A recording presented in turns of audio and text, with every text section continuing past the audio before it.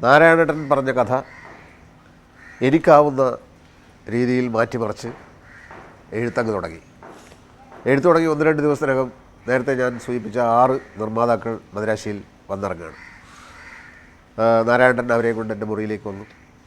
അപ്പോൾ അവർ വളരെ ബഹുമാനപൂർവ്വം എന്നോട് പറഞ്ഞു, നാരായണേട്ടൻ്റെ ഈ കഥ ആര് തിരക്കഥയാക്കും? ഞങ്ങൾക്കൊക്കെ കഥ ഭയങ്കരമായിട്ട് ഇഷ്ടപ്പെട്ടാണ്.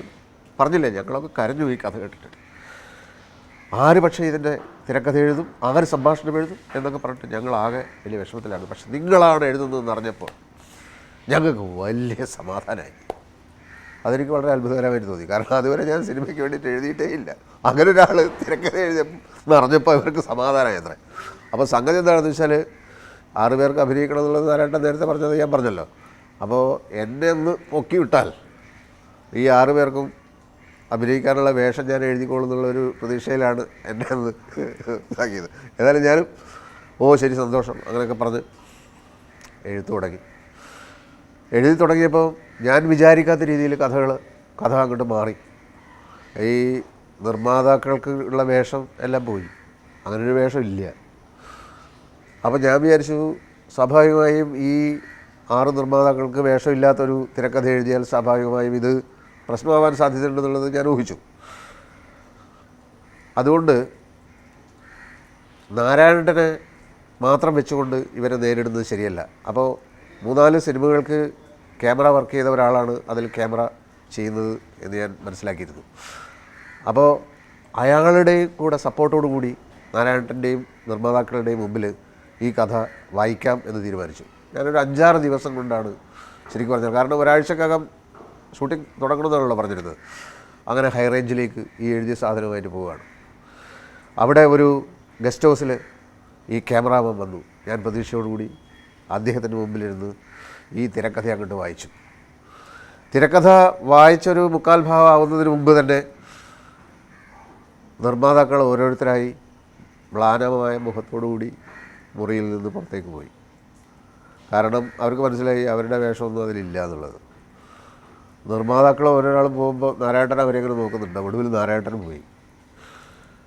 പിന്നെ ഞാൻ പ്രതീക്ഷയോട് കൂടിയിട്ട് ക്യാമറാമാൻ്റെ മുഖത്തേക്ക് നോക്കി. കാരണം പുള്ളിക്കറിയാലോ ഈ ആദ്യം പറഞ്ഞ കഥയേക്കാളും കുറച്ചുകൂടെ ഭേദപ്പെട്ട രീതിയിലാണ് ഞാൻ എഴുതിയതെന്ന് പുള്ളി പറഞ്ഞോളും എന്ന് ഞാൻ വിചാരിച്ചപ്പോൾ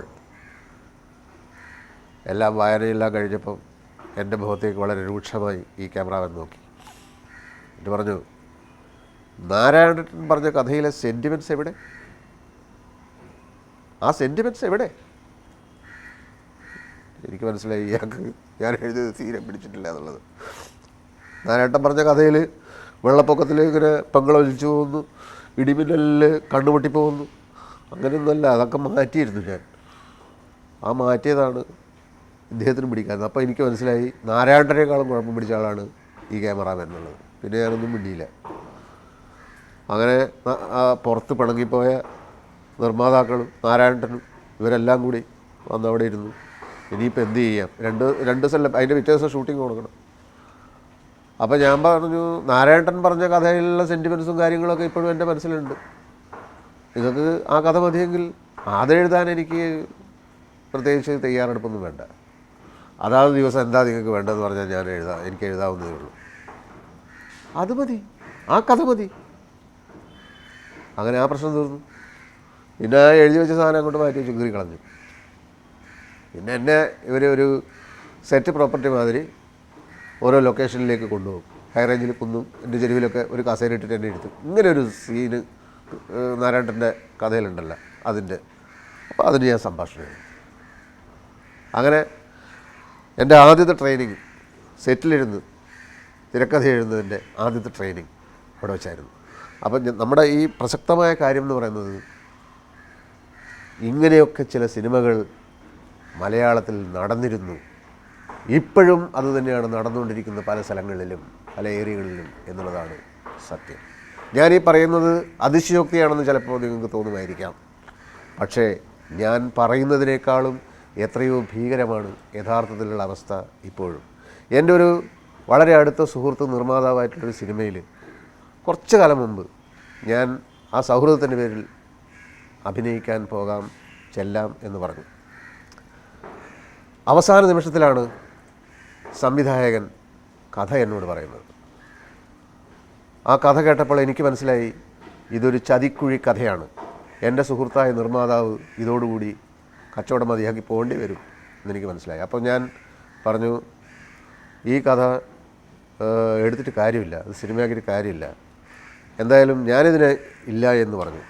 അപ്പോൾ ഭയങ്കര പ്രശ്നമായി. പക്ഷേ അത് വളരെ വൈകിപ്പോയിരുന്നു. ഞാൻ കഥ കേൾക്കാൻ അവർ കഥ പറയാത്തത് കൊണ്ടാണ് സംഗതികളെല്ലാം അങ്ങനെ പോയത്.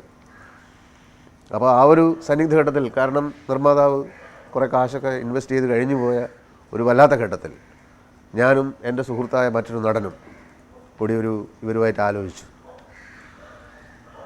കുറേ മാറ്റങ്ങളോട് കൂടിയിട്ട് നമുക്ക് അപ്പോൾ എഴുതിയിട്ട് ഇതിനെ എങ്ങനെയെങ്കിലും രക്ഷപ്പെടുത്താൻ പറ്റുമോ.